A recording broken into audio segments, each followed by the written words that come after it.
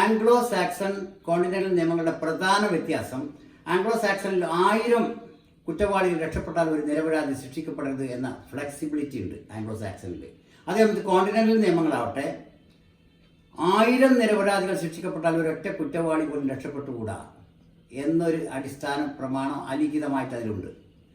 അത് പ്രധാനമായി ഹമ്മുറാബി നിയമങ്ങളിലാണ് കാണുക എങ്കിലും ഈ കോണ്ടിനെന്റൽ നിയമത്തിൻ്റെ ഒരു ഭാഗമാണത്, റോമൻ ഒറിജിനാണത്.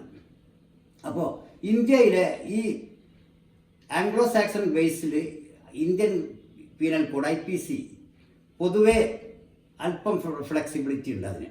കാരണം ജഡ്ജികൾക്ക് വിവേചനാധികാരം കൂടുതലാണ് നമ്മുടെ രാജ്യത്തെ നിയമങ്ങളിൽ.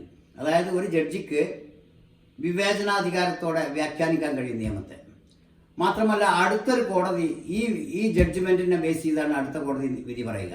അതുപോലെ ഒരു കീഴ്വഴക്കമുണ്ട്. അതായത് മുൻ കീഴ്വഴക്കങ്ങളെ പിന്തുടരുന്ന രീതി വിധി പറച്ചിൽ നമ്മുടെ ഇന്ത്യൻ കോടതികളിലുണ്ട്.